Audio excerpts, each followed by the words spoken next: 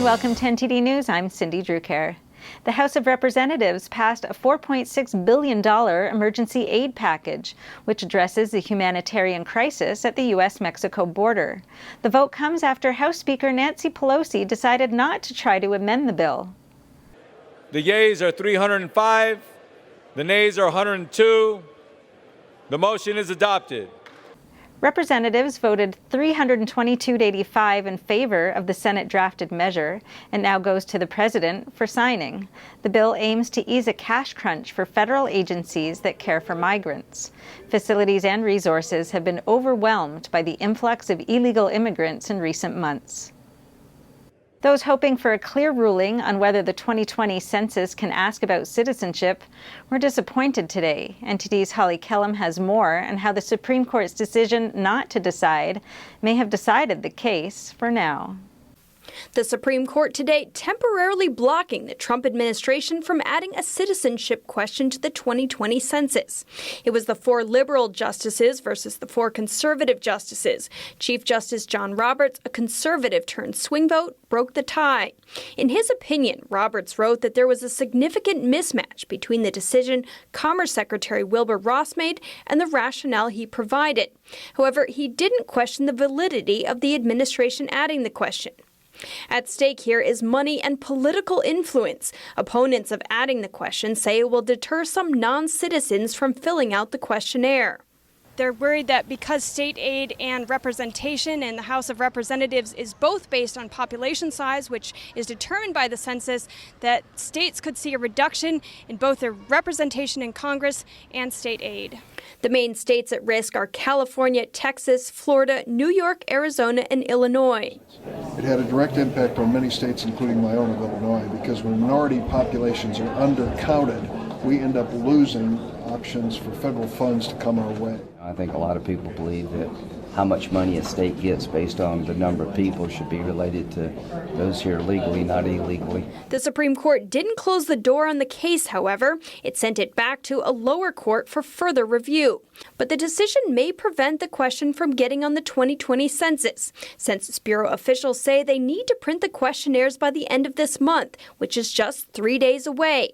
Writing from Japan, Trump said he was asking the administration's lawyers to delay the printing so that the Supreme Court could make a final ruling. Holly Kellum, NTD News. President Trump arrived in Osaka today for the 2-day Group of 20 Summit, amid growing trade and geopolitical tensions.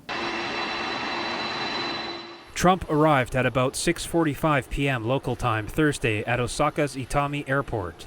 Leaders from 19 countries and the European Union are gathering in Osaka for this year's G20 Summit, a major forum for dialogue between the world's top economies. Trump's scheduled bilateral talks, however, will likely draw more attention than the summit itself. Trump and Chinese leader Xi Jinping are scheduled to meet on Saturday for the first time since last year's G20 in late 2018, when both sides agreed to a 90-day trade truce. U.S.-China trade talks stalled in May after Beijing backtracked on commitments to address issues such as intellectual property theft and subsidization of state-owned enterprises. After the summit, Trump has said he will decide whether to impose new tariffs on $300 billion of Chinese goods.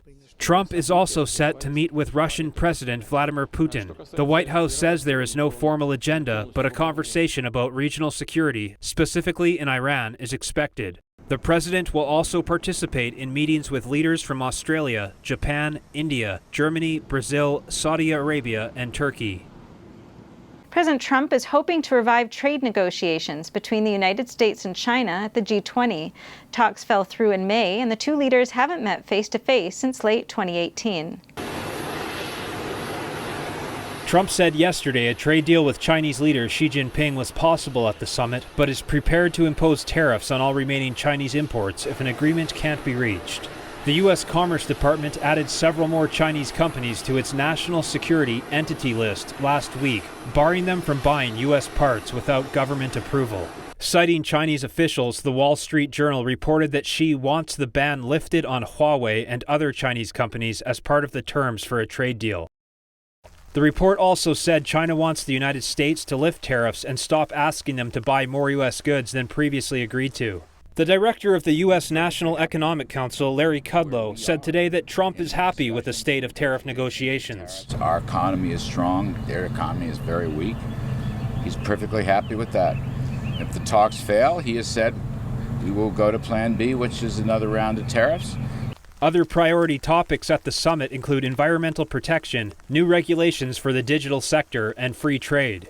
Japan is looking to set an example with the recent approval of a national plan against plastic waste that promotes recycling and substitutes plastic with biodegradable alternatives. Although heightened tensions between Iran and the United States are not included on the official agenda, the topic is expected to be part of the discussion between world leaders. Jeremy Sandberg, NTD News. On the eve of the G20 Summit, people in Hong Kong gathered to urge leaders to press China to address their concerns.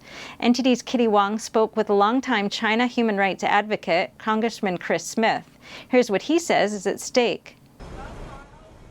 The Hong Kong people gathered yesterday to continue protests against the proposed extradition bill. They delivered petition letters to 19 consulates of the G20 countries, asking that they confront the Chinese Communist Party to discuss the current circumstances in Hong Kong. It absolutely should be brought up, and robustly, so that there's unity among the nations of the world. Solemn commitments were made when Hong Kong was transferred to Beijing. Absolute commitments, all signed, and now they're being reneged. U.S. Secretary of State Mike Pompeo said recently he believes that President Trump will raise the Hong Kong issue during his meeting with Chinese leader Xi Jinping. But a senior Chinese official said China won't discuss it and that the regime will also prevent the summit from addressing it. Congressman Smith stressed that the extradition bill is related not only to the people of Hong Kong, but to anyone who works there. The extradition initiative would be catastrophic to the people of Hong Kong first and to everyone else who does business there, because false charges would be levied against human rights activists, journalists, and so many others who then would be extradited to the mainland for a fake prosecution and very, very long prison sentences. On June 13th, Congressman Chris Smith and Jim McGovern and Senator Marco Rubio proposed reintroducing the Hong Kong Human Rights and Democracy Act, which requires the Secretary of State to issue an annual certification of Hong Kong's autonomy to justify the United States special treatment of Hong Kong as laid out in the U.S. Hong Kong Policy Act of 1992.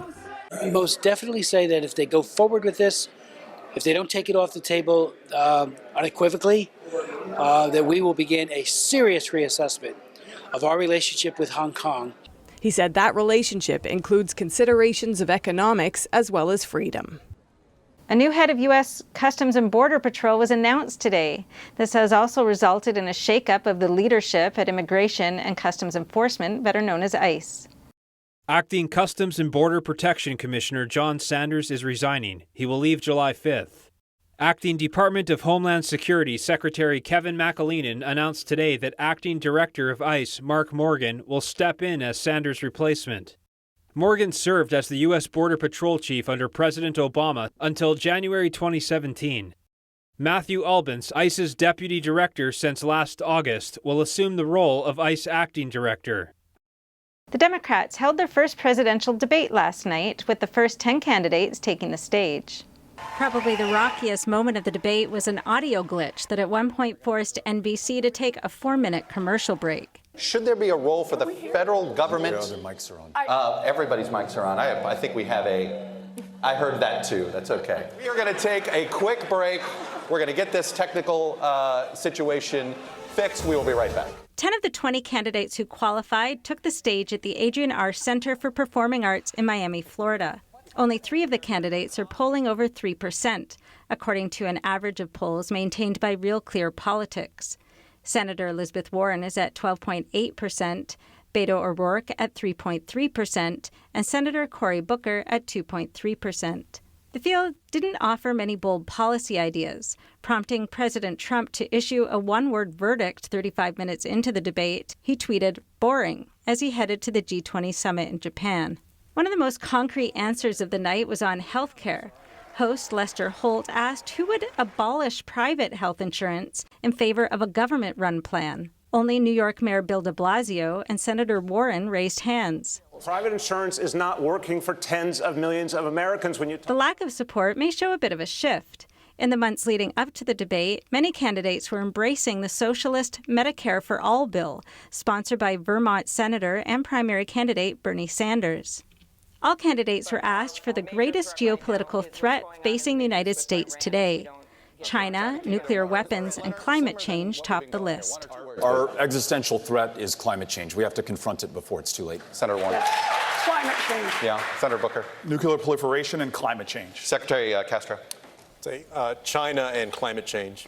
Tonight will be the second Democrat showdown where 10 more candidates will take the stage, among them frontrunner Joe Biden and Senators Bernie Sanders and Kamala Harris. Cindy Dricker, NTD News. A U.S. official has said that Tehran is feeling the economic pressure from sanctions. Nonetheless, Iran is on the brink of breaching its uranium restrictions. NTD's Miguel Morano reports. After Iran shot down an American drone last week, President Trump called for a retaliatory attack. But after learning that 150 people would die from the strike, he called it off and instead placed sanctions on the Iranian leaders. A U.S. envoy for Iran said the sanctions are working, restricting its revenue, but the regime continues to push its boundaries. Now, it's expected to surpass its restriction on uranium in a few days. Our sanctions do not give Iran the right to accelerate its nuclear program. The world's leading state sponsor of terrorism can never get near a nuclear weapon. Hook said the best way to get Iran to negotiate and defuse its nuclear blackmail is by pressuring the regime economically, a message he has conveyed to European leaders. However, since President Trump held back his attack and imposed sanctions on Iran, the regime has reproached and insulted the White House and has said it will not negotiate unless the sanctions are lifted. 1 year ago, when Secretary Pompeo presented our new foreign policy to Iran, we made clear that if Iran starts to behave like a normal nation and not like a revolutionary cause, we will lift all of our sanctions. According to Hook, European leaders and President Trump have said that there will be consequences if Iran does not obey its restrictions on uranium. Miguel Moreno, NTD News.